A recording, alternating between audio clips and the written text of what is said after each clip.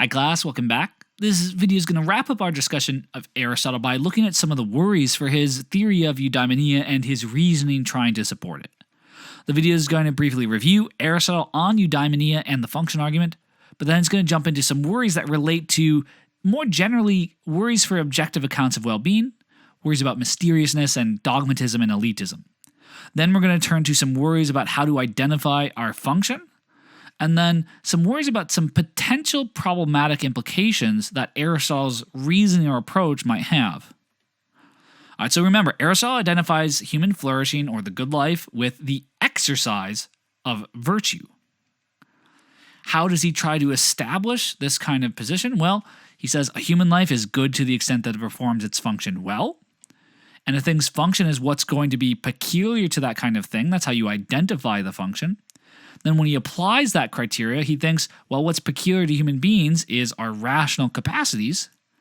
And so that leads to the conclusion that the function of a human being is to reason. And then putting all that together leads to the conclusion that a human life will be good to the extent that it exercises its rational capacities well, or to the extent that it lives a life of virtuous activity. Because virtue for Aristotle is a matter of using your reason well to know what's true about scientific matters, like mathematical factors, about sort of physics, but also about what's true about morality, about right and wrong, good and bad. It's not just those intellectual virtues that use our reasons themselves. It's our character virtues that involve these other aspects of persons, their emotions, desires, and motivations, and their training of those emotional makeup and motivational makeup to be responsive to their reason, to fear things that their reason tells them are actually dangerous, or fear things as much as their reason tells them they are dangerous. Now, some of the worries that you might have initially with Aristotle's account stem from the fact that it's what some philosophers call an objective theory of well-being. An objective theory of well-being is one that says the standard of a good life, the nature of well-being, is objective. It doesn't depend upon anybody's beliefs, desires, or subjective experiences or feelings about that thing. According to Aristotle's view, what makes a life good is the exercise of virtue. The exercise of virtue is good for you, is an ingredient of your own well-being, even if you don't desire to be a virtuous person. Even if you just don't feel good about that, even if you don't believe it. According to Aristotle's theory, that just is valuable for a person's life, regardless of what they believe or feel. Now, a central worry for objective theories of well-being is many people think that they seem mysterious. If something's value for me doesn't come from me, well, where does it come from? What could serve as this objective standard for determining what's good for us, what's involved in our own well-being? And how could we study that standard? How could we learn about it if it's independent of our desires and feelings? To make this a bit more concrete, this worry, think we're able to make observations about what people want, about their subjective desires.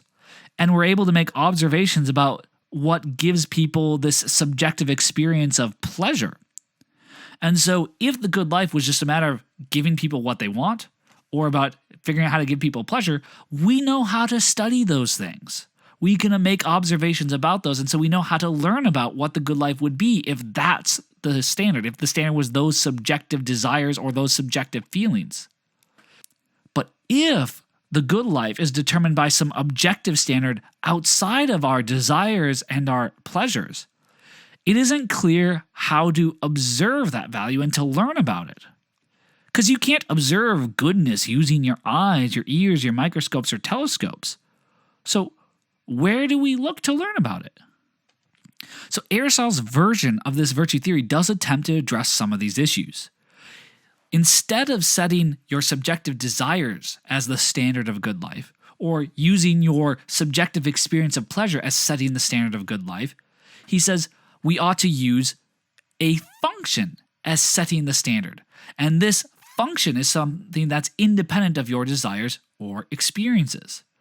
And so now, if our function is what sets the standard of a good life, well, then we can attempt to study and learn about the good life by trying to learn about the function and the nature of human beings.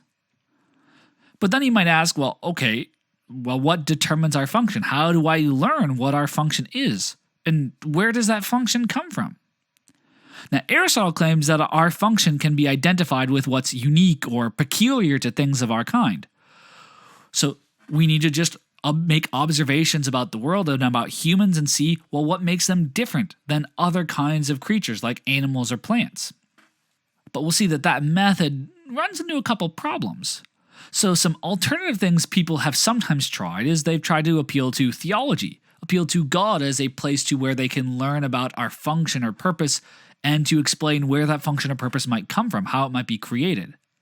Another option is some people have tried to appeal to biology, to learn about the function of the human organism in relation to its environment, and then attempt to use that to learn about what our function is.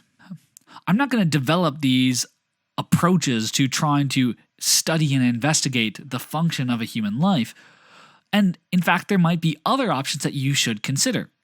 But this is just a suggestion of some things to think about for how someone might try to answer this question about where to look for determining what our function might be. All right. Another worry with these objective theories of well-being is that they can feel dogmatic or elitist to many people. Now, Aristotle's view of the good life requires that we exercise and develop our rational abilities. And so people who choose not to develop those rational abilities aren't living a good life. They aren't flourishing as human beings. Now imagine, again, that person who fails to live up to their potential in regards to exercising their distinctively human rational abilities. But now imagine that that person they have no desire to improve. They have no desire to exercise their ability to reason. And imagine that that person is entirely happy with their life as it is. They have no desire to change. According to Aristotle, that person's not living their best life. But many people worry that that seems dogmatic. Who are we to judge what another person chooses for their own life? Who are we to say that that's a bad life for them? They're perfectly happy with it. They're okay with it. They believe that their life is good. It seems rather dogmatic to say, this my way is the way to live and not yours. When you reflect on this kind of objection about elitism or dogmatism, you might want to keep a few things in mind that might help to mitigate or soften the worry. Firstly, Aristotle's idea of exercising our rational abilities is quite broad. There's lots of ways to exercise our reason. You can exercise your reason by studying philosophy, biology, psychology, literature, creating music, creating art, creating crafts and technology, engaging in politics or business. Every one of those activities requires us to exercise our reason. And exercising our reason includes more than just learning truths. It's not just memorizing facts and studying logical forms like modus ponens or studying mathematics or physics. It also includes learning to value what's really important, recognizing that our relationships with friends and family are important things. So the person who dedicates their life just to mathematics and to proving a mathematical theorem, and they neglect their friends and family, they neglect those relationships, well, they're not exercising their reason as well as they could because they're failing to recognize the importance of those other aspects of their life. And exercising our reason also includes not just learning how to reason well, it's developing our character, and it includes developing our emotional well-being so that it's responsive to our reason in the right ways. When you recognize all these different aspects of reasoning well, and you recognize that there's different avenues to exercising reason, maybe one person exercises reason through studying philosophy, another exercises their reason through creating art. Now it might seem a little bit less dogmatic or elitist when you notice those various pathways. The last thing to remember here is Aristotle doesn't believe that it's anyone's judgments or beliefs that determine what's good for us. It's our function that determines that. So exercising virtue, Aristotle doesn't think that's good for you because he said it is. He thinks it's good for you because he thinks it fulfills our function. Now maybe he's wrong about that, but he says it's our function though that decides, not him. Some other objections focus more specifically on the function argument itself. The function argument stems from this idea that the standard of a good life comes from the function of a human being. But one objection is that it just isn't clear how we identify what the one function of a human being is. Humans have lots of capabilities. We have lots of capacities. Among all of those things we are able to do, how do we pick which one serves as our function? What criteria do we use to decide among all those capacities we have that it is the function of human beings? And why should we think that whatever that one thing is has to be unique to us? What if we discover that animals like dolphins can also reason? When you look at dolphins' behavior, it's pretty tempting to think that they're rather intelligent and that they might be able to reason about the world around them pretty dang well. Or even if dolphins can't reason, what if we discovered aliens capable of reasoning? Would either of those discoveries undermine the claim that the function of human beings is also to reason? Why can't that function be shared among different creatures? We can go further though and say that something being unique to us wouldn't be enough to identify it as our function, because there's lots of capacities that are unique or peculiar to humans. And a lot of these don't seem to be like the kind of thing you want to identify as the function of a human being. So Bernard Williams points out that human beings are also peculiar in that we're the only things that make fire. But that doesn't seem like making fire is our function. We're the only things that have sexual intercourse without regard to the season. But yet again, it doesn't seem like that makes that our function. We're the only things that despoil the environment and upset the balance of nature. And we're the only things that kill things for fun. Does that mean our function is to kill things for fun? That seems problematic. So maybe we shouldn't be appealing to uniqueness or what's peculiar to us to identify our function. So what this shows is that even if some capacities are unique to humans, why should we think that's sufficient for identifying it with our function?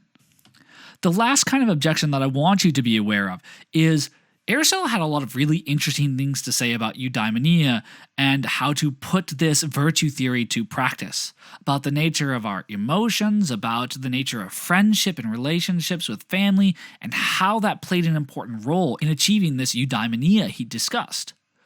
But he also appealed to this idea of the function of a human being to get to some conclusions that were clearly morally abhorrent. Now, as an example, Aristotle did use this notion of a person's function to defend the practice of slavery within ancient Greece. Aristotle also used the notion of a person's function to defend incredibly sexist views, such as that men were superior to women, or sexist views about the gender roles applied to men and women and the kinds of lives that they ought to live.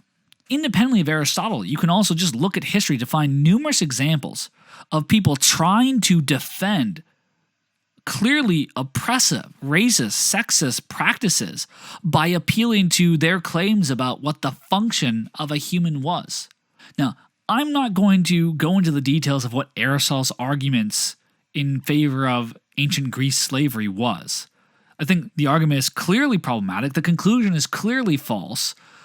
The question is, how should we respond to Aristotle's theory of eudaimonia in light of that? Anyways, I wanted to make sure to bring this up because it's really important to recognize that Aristotle clearly had blind spots, and we need to explicitly address the fact that in spite of some of the things that seem rather attractive in Aristotle's philosophy, there's also a number of clearly abhorrent things that we need to recognize and that we need to make sure to call out and recognize.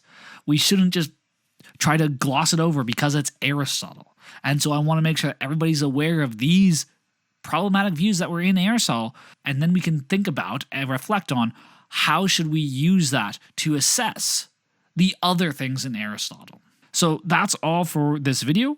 I'll see you all next time. Bye-bye.